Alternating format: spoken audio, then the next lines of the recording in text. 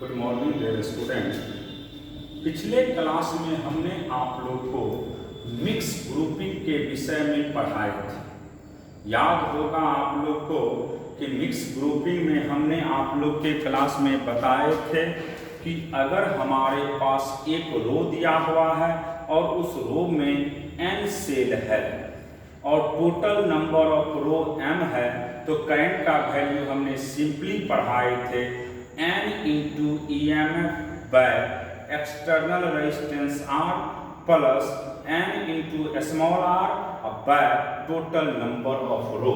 तो आज हम उसी पे आधारित एक क्वेश्चन दे रहे हैं जो कि 12th बोर्ड में बराबर पूछे जाते हैं। क्वेश्चन क्या है समझिएगा। द n रो, वहां पे हम m रो लिए थे, लेकिन क्वेश्चन में क्या है n row. The n row each containing m cell in series. अब बाबू यहाँ पे एक रो में कितना सेल है, m सेल है। फिर कह रहा है आपसे, तो देखिए जैसे ही आपके पास क्वेश्चन पढ़ते आपको पता चल गया है कि कितना हमारे पास एक रो में सेल है, तो m सेल है, तो m into EMF by R plus MR by n। क्योंकि हमने रटाए हैं क्लास में कि एक रो में जितने भी सेल हैं तो n रो है और इच रो में कितना सेल है, m सेल है, तो m into EMF by R plus MR by n। ये हो गया करंट का वैल्यू। अब पूछ रहा है कि आपके पास तीन चीज गिवन है। गिवन क्या क्या है बाबू, देखिए तो गिवन आपके पास टोटल सेल, तो टोटल सेल को m इंटू n कहते हैं, तो m इंटू n का वैल्यू मेरे पास 24 दिया हुआ है। उसके बाद कैपिटल R का वैल्यू मेरे पास 3 ओम दिया हुआ है। इंटरनल रेजिस्टेंस का वैल्यू मेरे पास स्मॉल r का वैल्यू 0.5 ओम दिया हुआ है। और आपसे पूछा जा रहा है, क्या पूछा जा रहा है, मैक्सिमम करंट। तो हमने पिछले क्लास में रटाए थे कि जब मैक्सिमम करंट की बात करता हो तो maximum current I is max. I max तब होते हैं, I मैक्सिमम तब होते हैं जब external resistance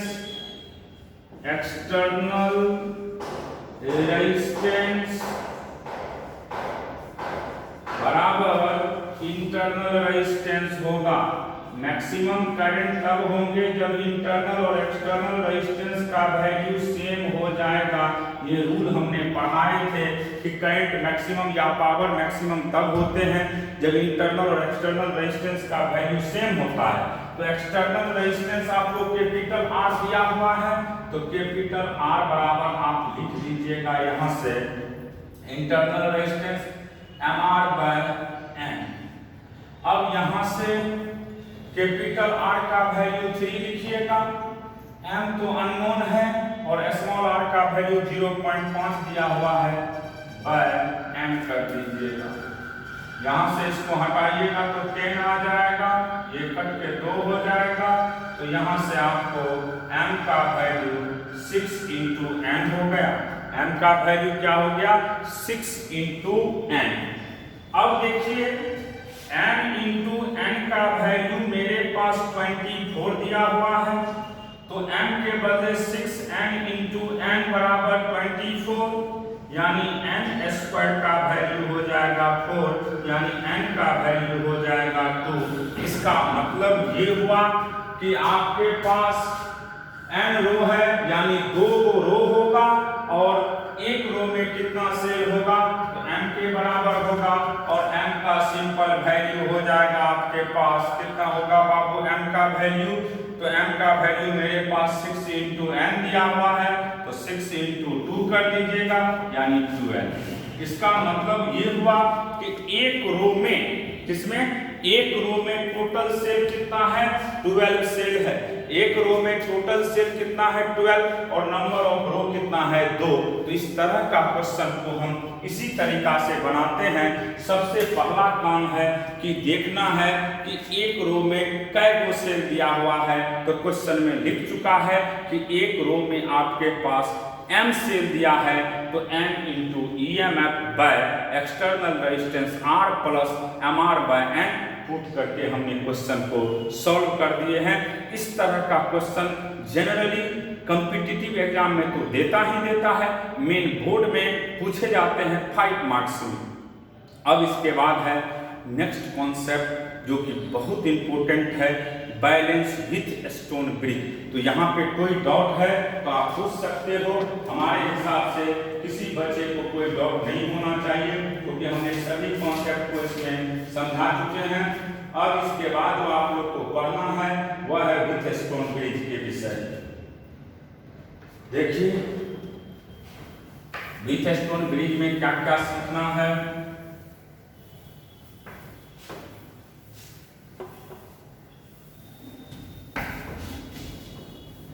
next heading with stone bridge की बात करेंगे।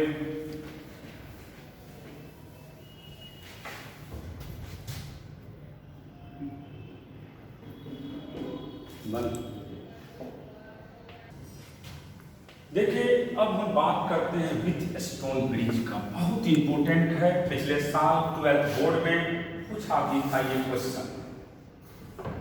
विथ स्टोन ब्रिज की बात कर रहे हैं। यहां पे एक गैल्वेनोमीटर होता है जिसको जी के नाम से जानते हैं।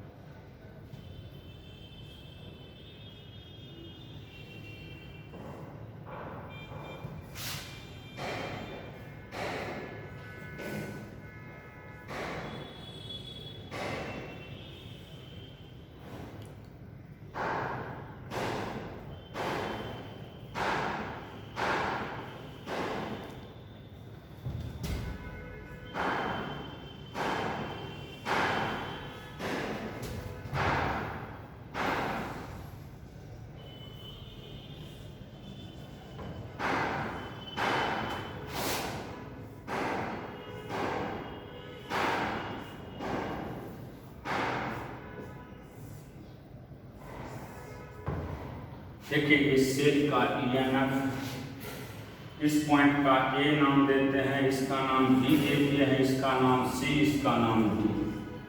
ये R1 है, R2 है, R3 है, R4 है।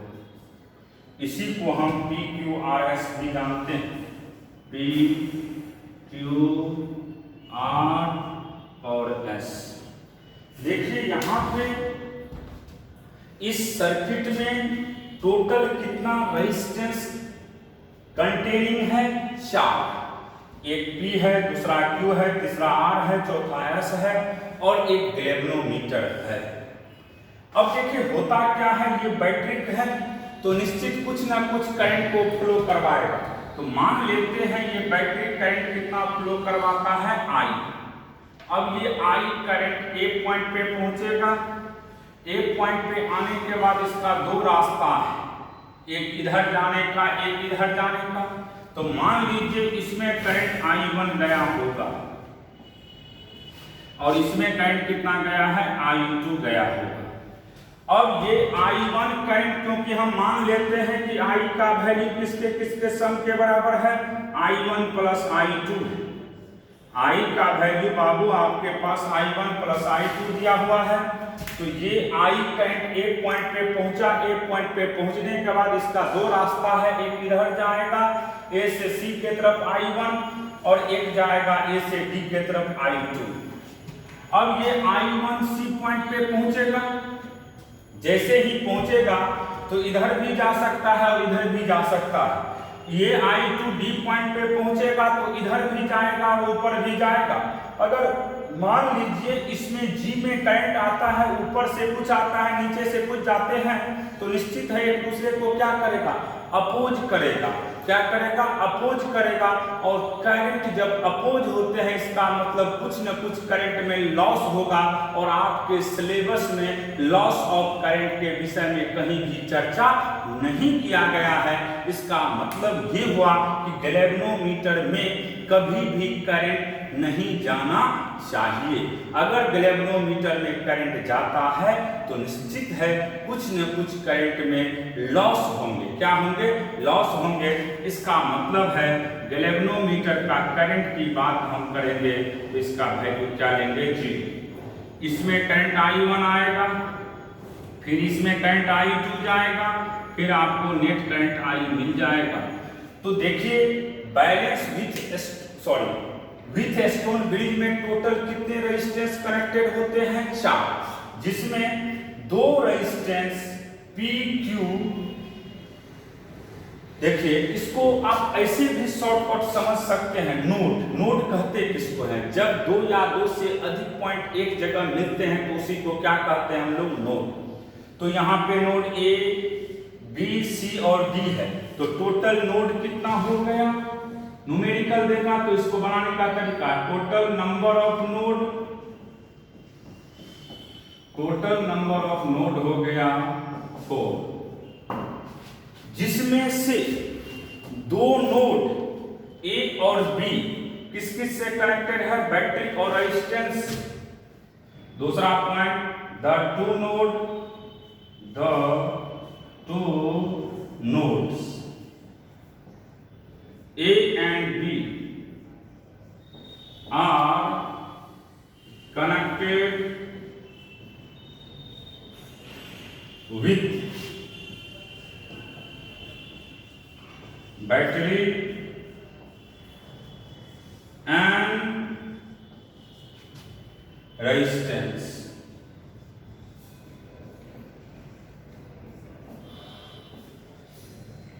And other two nodes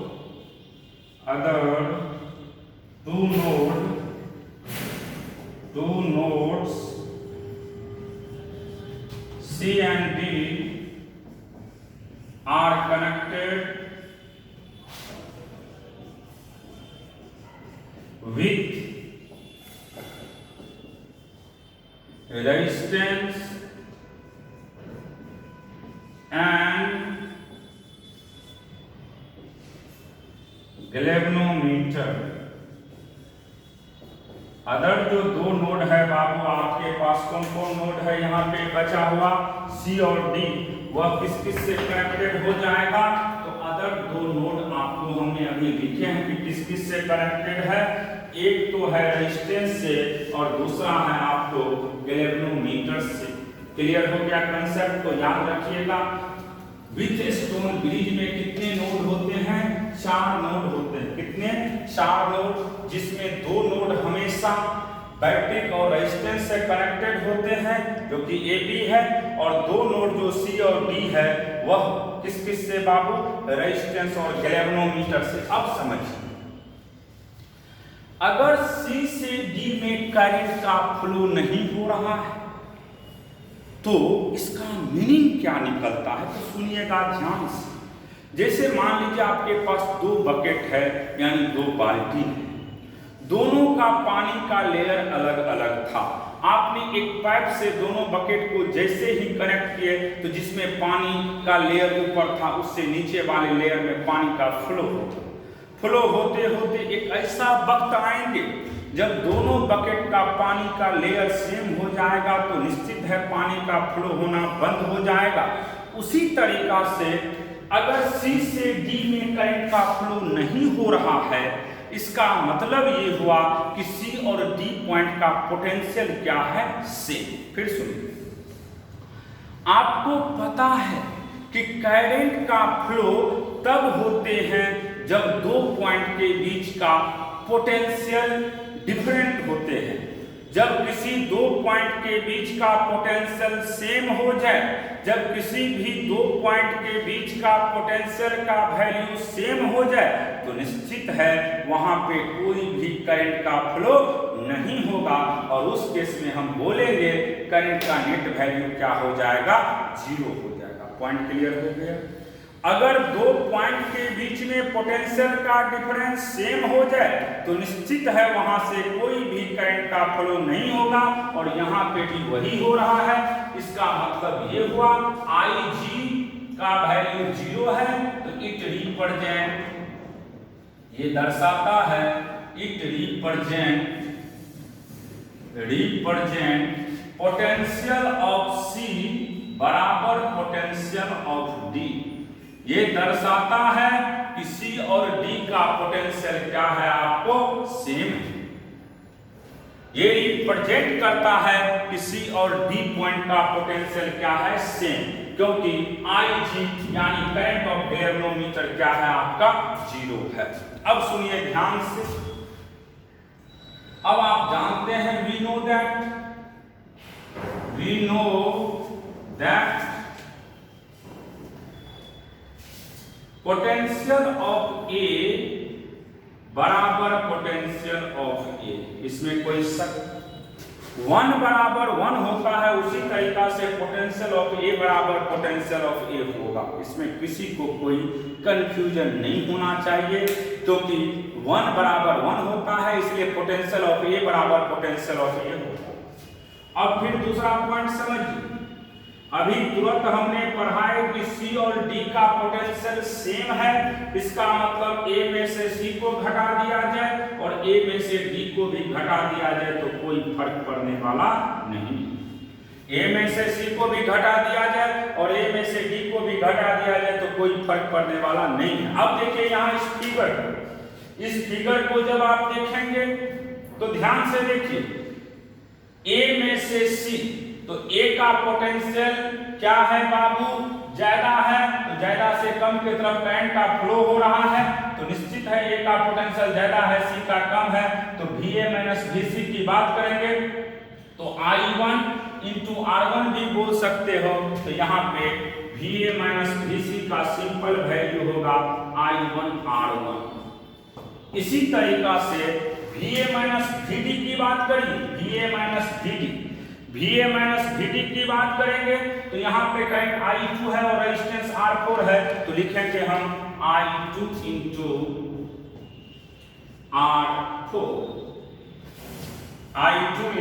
R4। अब यहाँ से देखिए I1 बाय I2 की बात करिएगा, I1 बाय I2 का सिंपल वैल्यू निकलेगा यहाँ से R4 बाय R1। अब R4 का वैल्यू क्या है, तो R4 का वैल्यू S है और R1 का वैल्यू हमने P लिखे हैं, तो S बाय P हो गया। इसका नाम फर्स्ट दी, इसका नाम क्या दे दिए हमने, फर्स्ट। सिंपल चीज हमने किए हैं, VA बराबर VA में से VC को घटाए, VA में से VD को घटाए, वैल्यू पुट कर दिए और I1 बाय I2 का वैल्यू R4 बाय R1 आ गया, यानी S बाय P आ गया। इसका नाम फर्स्ट दीजिएगा। फिर इसी तरीका से अगेन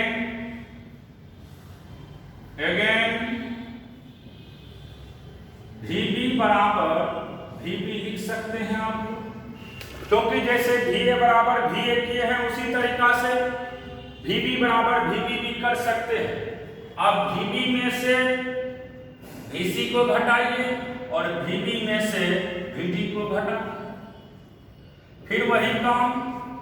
अब ध्यान से देखिए उस फिगर को, उस फिगर पे जब नजर जाएगा तो हम रिवर्स डायरेक्शन में आ रहे हैं।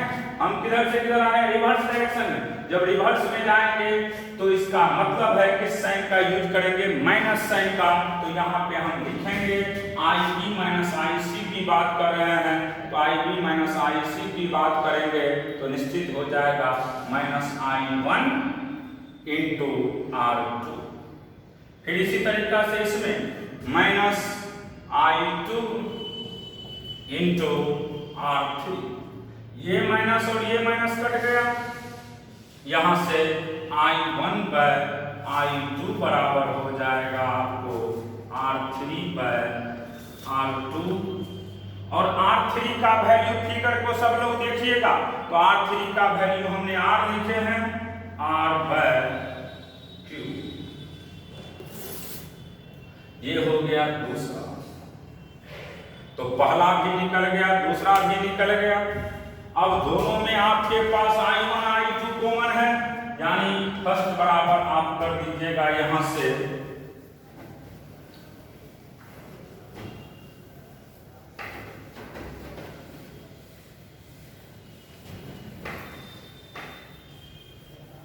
देखिए कैसे बनाएंगे। फर्स्ट बराबर आप लोग लिखेंगे सेकेंड, फर्स्ट बराबर क्या कर दीजिएगा सेकेंड, और फर्स्ट का वैल्यू मेरे पास R4/R1 है बराबर R3/R2 है।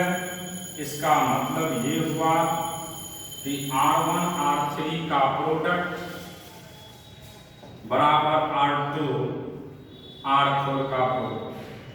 और हम इसी को लिख सकते हैं और में R1 का वैल्यू आप जानते हैं P होता है, और R3 का वैल्यू आप जानते हैं R है, तो PR बराबर Q इंटू S होगा।